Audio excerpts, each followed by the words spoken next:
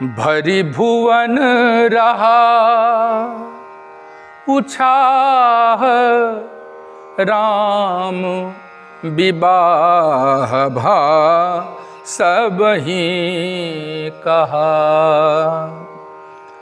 केहि भांति बरनि सिरात रसना, एक यह मंगल महा।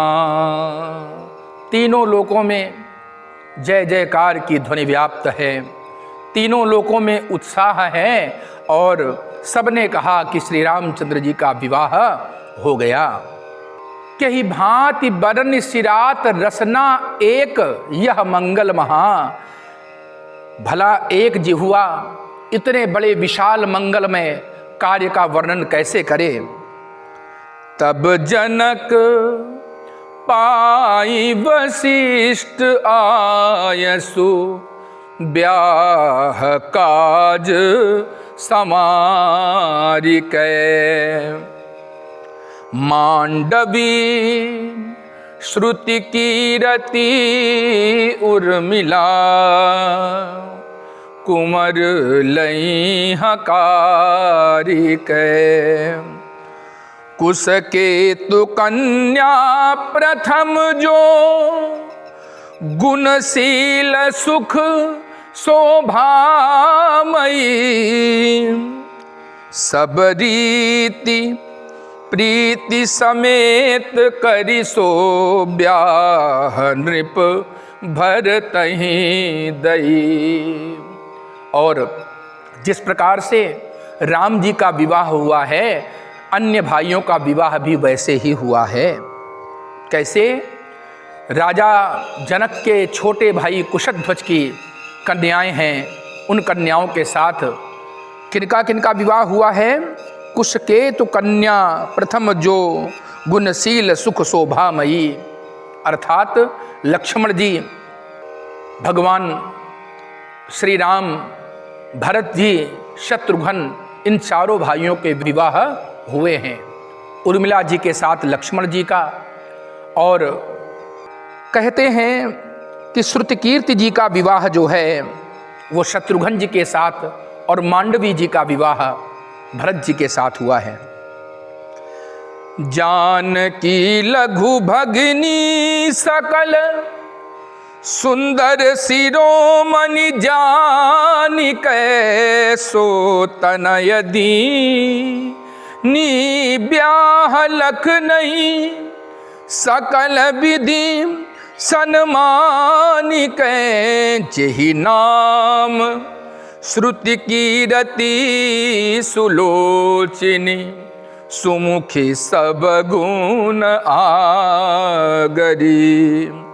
सोदई रिपुसूद नहीं, भूपत रूप शील उजागरी। जैसे श्री राम जी का विवाह हुआ, ऐसे ही अन्य भाइयों का विवाह भी उसी विधि से हुआ है। जसि रघुबीर ब्याह विधि बरनी, सकल कुंवर ब्याहे त्यहि करनी। उसी प्रकार से उन्हीं क्रियाओं से और उन्हीं सब मंगलाचरणों से अन्य कुंवरों के विवाह भी हुए हैं। कहीं न जाई कछु दाइज भूरी, रहा कनक मणि मंडप पूरी। विशाल सामग्री दी है महाराजा जनक जी ने, बहुत ज़्यादा दहेज दिया है।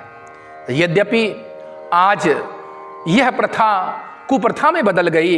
वास्तव में शास्त्र कहते हैं कि माता पिता कन्यादान के समय जो अपने प्रेम पूर्वक, श्रद्धा पूर्वक जो दान के स्वरूप जो राशि देते हैं, उस राशि को स्वीकारने का अधिकार वर और वर पक्ष को है। परंतु जो किसी का शोषण या किसी से कोई दबाव बना करके जो कार्य किया जाता है वो अच्छा नहीं है।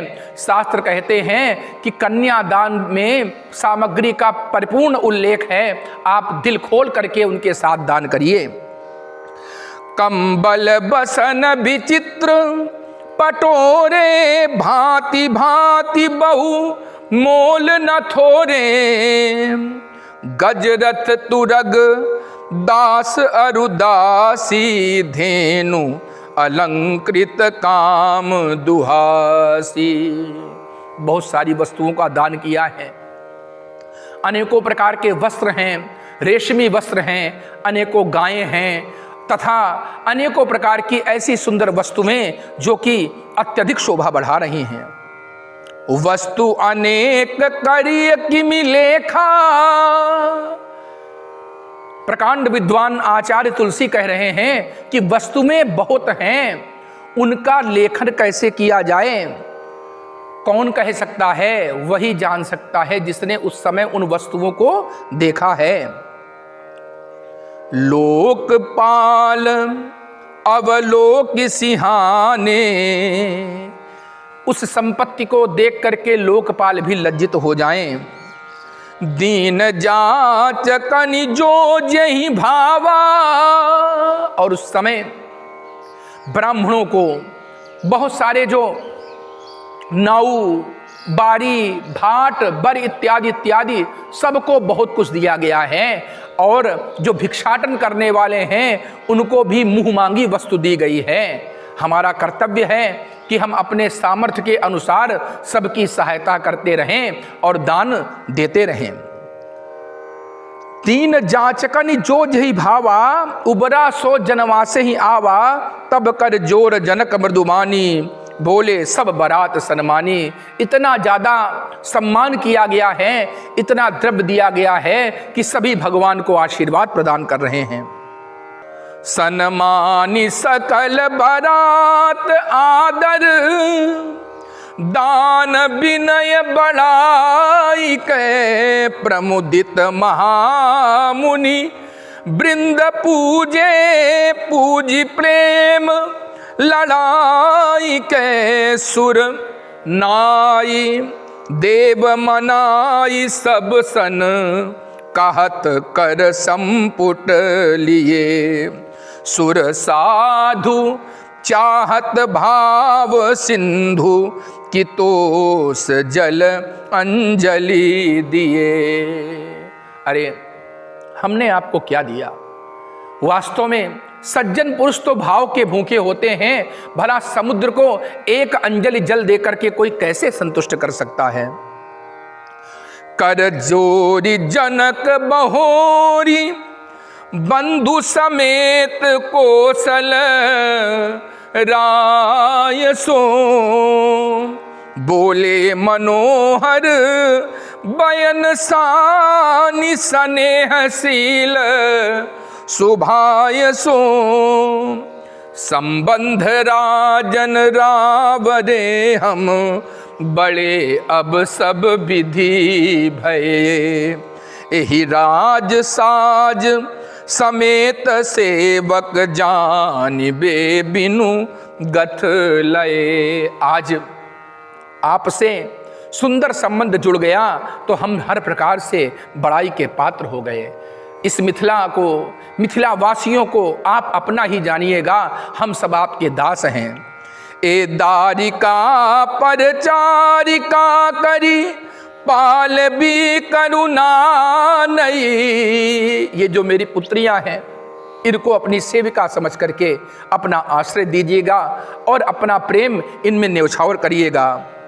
अपराध क्षमी बो बोली पठये, बहुत हों ढीठ्यो कई। अगर इनसे कोई अपराध हो जाए महाराज तो क्षमा कर दीजिएगा, क्योंकि हमने अपनी पुत्रियों को बड़े लाड़ प्यार से पाला है। पुनि भानुकूल भूषण सकल, सन्मान निधि समधि किए। कही जात नहीं बिनती, परस्पर प्रेम परिपूर्ण हिए। राजा जनक जी का दशरथ जी ने सम्मान किया और दशरथ जी का जनक जी ने सम्मान किया। वास्तव में ऐसे समधी तो कहीं देखे ही नहीं गए हैं। वृंदार का गन सुमन बरिसहि, देवतागण जय हो कह करके पुष्पों की वृष्टि कर रहे हैं।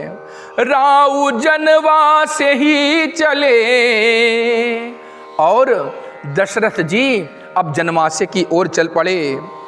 दुंदुभी जय धुनि वेद धुनि नभ, नगर कौतूहल भले।